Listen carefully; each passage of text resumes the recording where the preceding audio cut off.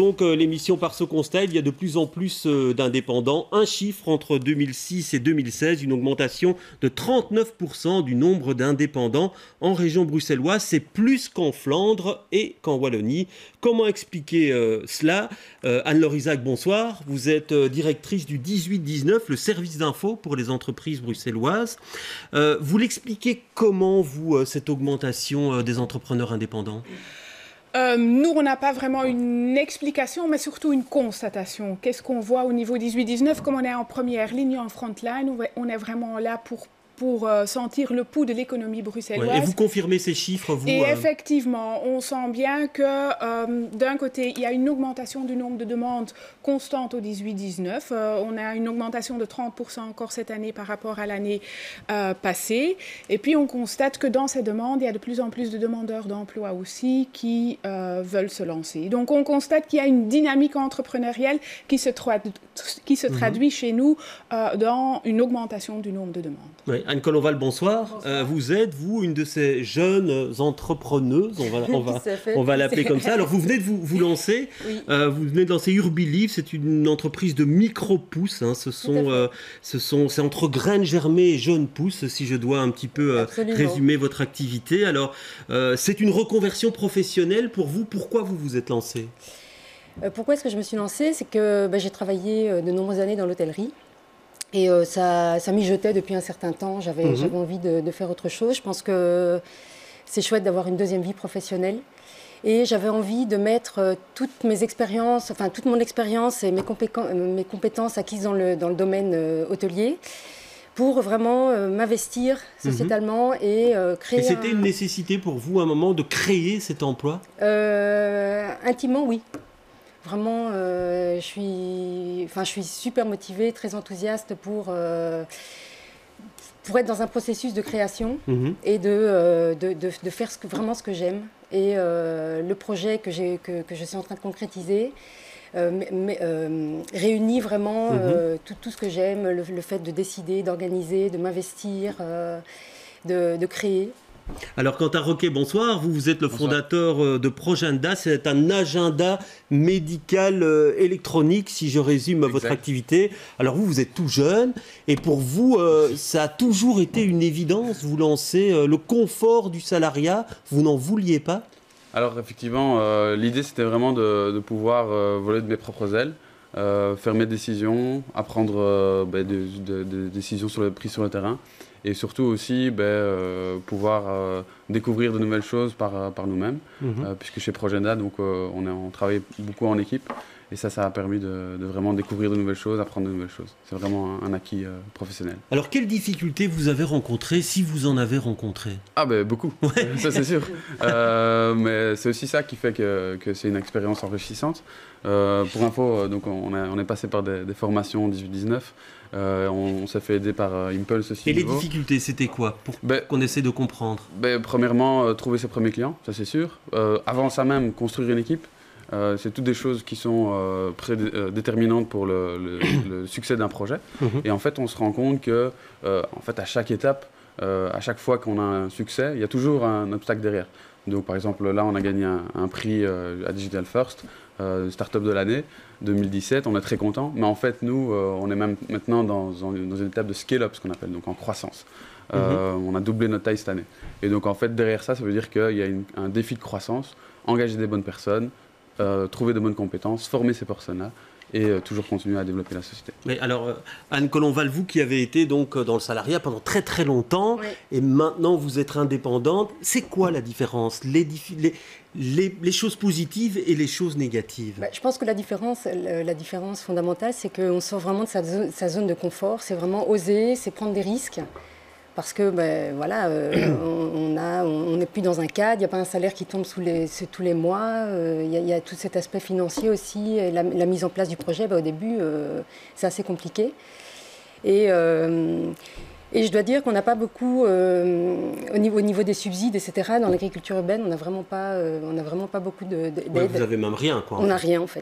On n'a rien. Et ça, c'est vraiment un gros dommage. C'est vraiment dommage parce que je sais qu'il y a pas mal d'aides à l'investissement à Bruxelles. mais pas dans notre secteur, parce qu'on dépend de la PAC et c'est vraiment... et là, pour l'instant, c'est vraiment essayer de trouver des fonds pour démarrer. Enfin, on a des fonds propres un peu pour démarrer, mais il y a ces aides qui seraient les bienvenues. Et on s'en doute. Alors, oui. Alors Isaac, est-ce que vous retrouvez les interrogations qui vous viennent au 18-19 au travers de ces deux expériences? Oui, tout à fait. Donc, nous, les questions qu'on reçoit au 18-19 sont très diverses, mais il y a quand même des grands groupes de questions qu'on voit revenir souvent. Il y a d'abord tout ce qui est démarches, les règles, l'AFSCA, l'urbanisme, comment faire pour se mettre en ordre, comment faire pour créer dans les règles. Il y a le problème de subsides, de financement, donc ça rejoint ce que vous venez de dire. Et puis, il y a vraiment tout ce qui est fiscal, juridique, c'est le top 3 de nos demandes, en fait. Donc voilà, c'est très divers et tous les jours, on a des nouvelles questions auxquelles on n'a jamais encore répondu. Donc, il y a beaucoup de questions qui se posent et très diverses. Ouais. Alors, est-ce que vous vous êtes senti, vous, suffisamment soutenu par les pouvoirs publics par rapport à ce que vous pouvez prétendre en termes de formation, en termes d'aide, en termes d'accompagnement? Alors, honnêtement, oui. Dans le cadre du financement, par exemple, on a eu des subsides, ça c'est clair, et il y a beaucoup d'aides qui sont disponibles. Alors la difficulté, c'est parfois de faire le tri entre le compromis, le temps qu'on va mettre pour avoir un subside et le subside qu'on aura derrière. Avec parfois aussi des problèmes de trésorerie, c'est un gros problème de sociétés de petite taille, c'est de pouvoir financer l'activité au quotidien, et les subsides arrivent souvent en retard, ou en tout cas après l'activité. Et donc ça, c'est un des gros problèmes. Maintenant, voilà, c'est effectivement, il y a un chouette catalogue de subsides disponibles. Il faut pouvoir naviguer dedans. Il est où le catalogue? Oui, voilà, parce que vous, effectivement, dans votre activité, c'est beaucoup plus compliqué. Ceci dit, c'est vrai qu'il y a un accompagnement qui est proposé. Est-ce qu'il vous manque certaines choses? Alors, au niveau par contre, de l'accompagnement, je voulais vraiment le formuler, enfin le dire, c'est que j'ai vraiment été super soutenue, par contre. J'ai suivi un parcours chez Village Partenaire, chez Impulse, via le Green Lab. Je participe aussi à des formations chez 18-19 de façon ponctuelle. Donc voilà, pour ça, le soutien super. Vraiment, j'ai des réponses. Alors, on va accueillir maintenant, si vous le voulez bien, Christophe Wambercy, qui représente le syndicat neutre pour indépendants sur ce plateau, qui nous rejoint seulement parce qu'il était coincé dans les bouchons. Dieu, comme c'est étonnant, des bouchons un vendredi soir à Bruxelles. Christophe Wambercy, bonsoir. Bonsoir. Alors, on vient ici de raconter le parcours de certains indépendants, de nouveaux indépendants. Vous, qu'est-ce que vous constatez au syndicat dans les difficultés qu'ils rencontrent? Bien, disons qu'au niveau du démarrage de l'entreprise, en tant que starter, évidemment, c'est la période la plus compliquée, ou en tout cas le moment où les entreprises sont les plus fragiles. Alors, il y a deux caractéristiques, je dirais, où il faut véritablement être attentif. C'est un problème de financier, donc un problème de capitalisation. Bien souvent, bien des entreprises sont sous-capitalisées. Et le deuxième aspect, c'est la préparation, la bonne préparation de son projet, tant sur le plan financier que sur le plan économique et marketing. Avoir un projet, mais avoir aussi un projet qui soit vivable et qui soit structuré. Et c'est évidemment là toute l'importance des organisations et des accompagnateurs. Et selon vous, il faut combien de temps pour se préparer Vous, ça vous a pris 1 an, hein, Anne, c'est à peu près ça. Hein. Oui, il y a déjà eu aussi le fait de rebondir et de, c'est ça, le temps de retomber retrouver, sur quoi. Mais je pense qu'au-delà de ce qui est caractéristique au niveau des indépendants, c'est d'abord une passion, c'est d'abord une envie de vouloir réaliser, faire de son métier d'abord sa passion. Donc c'est mûrir le projet, l'idée en tant que telle, et puis c'est s'y préparer parce qu'au-delà de l'activité elle-même ou du souhait de vivre de sa passion, il y a tout ce qui est administratif, économique, financier, social. Et évidemment, les choses ne sont pas simples. Ouais, et vous, Anne-Laure Isaac, vous voyez passer certains projets et vous dites non, il n'est pas bon ce projet-là. Alors, ça arrive régulièrement, ça? Ah oui, on n'est pas là pour pousser les gens à entreprendre coûte que coûte. Donc, c'est aussi une mission de dire si c'est très risqué, on dit attention, vous pouvez le faire, c'est votre choix, mais voilà, faites quand même attention à ça et ça. Donc, on fait de la démotivation positive parfois vis-à-vis des entrepreneurs. Alors, redemander effectivement de revoir un peu sa copie et surtout de se faire accompagner parce que bien souvent, bien des entrepreneurs ou de jeunes starters ignorent qu'il existe toute une série de structures, d'opérateurs publics comme privés, qui peuvent véritablement les aider et qui sont là pour ça. Ouais. Et sur la difficulté de concilier parfois la vie de famille et le boulot, où là, effectivement, ça peut être moins confortable que le salariat, est-ce que ça, c'est une difficulté que vous avez déjà rencontrée dans votre vie? Non, absolument pas. Non, ouais. Vraiment, et vous? Oui. Ouais. Ça devient très difficile de balancer la vie privée et la vie professionnelle.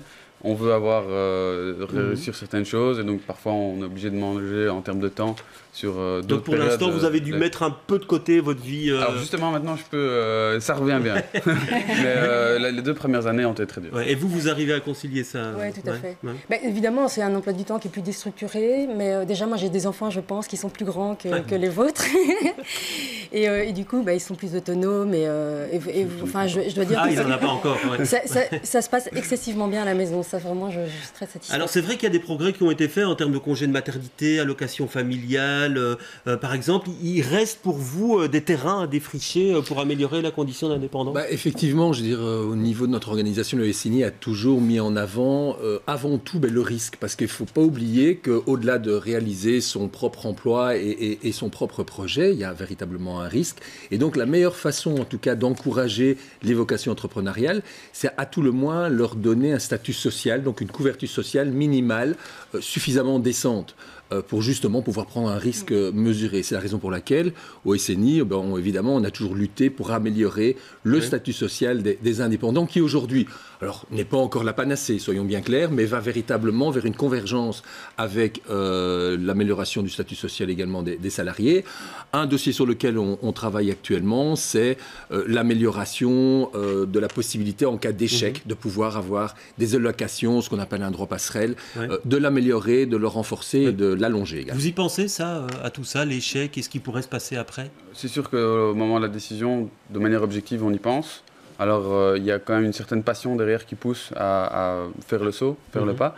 Mais maintenant, ce que je pense qui est vraiment important et ce qui fait qu'il y ait plus d'indépendants maintenant, c'est qu'il y a de plus en plus d'exemples. Ça, je pense que c'est une chouette chose.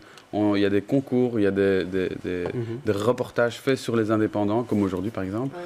Et ça pousse aussi les autres à se lancer parce qu'ils se disent finalement, c'est pas si grave de perdre mon assurance hospitalisation, mon assurance groupe, mon GSM de société, ma voiture. Et on sait faire d'autres choses. Ouais. Ça, ce sont des questions qui viennent, on imagine. Pour mon statut futur, qu'est-ce qui va se passer en cas d'échec? J'imagine que ce sont des réflexions courantes. C'est des questions qui viennent. Maintenant, on pense pas nécessairement déjà à l'échec quand on crée, mais effectivement, c'est des questions qu'on doit se poser et on sensibilise aussi les gens à se poser ce genre de questions. Ouais, et vous, c'était aussi dans votre réflexion? Mais oui, mais moi j'ai la chance d'être rentrée dans une coopérative d'activité, Job Yourself, qui permet justement de minimiser dans une certaine mesure des risques au départ, parce qu'on a la possibilité de tester son activité pendant 18 mois, tout en conservant son statut de chômeur. Et moi, je trouve que c'est c'est une superbe opportunité, justement, pour les gens comme moi qui veulent se reconvertir et changer d'activité. Et il y a de plus en plus d'outils qui se créent aussi, justement, pour aider. Il y a une prime indépendante qui va sortir à Bruxelles, il y a les coopératives. Donc, voilà, on veut vraiment faciliter ce passage à l'acte.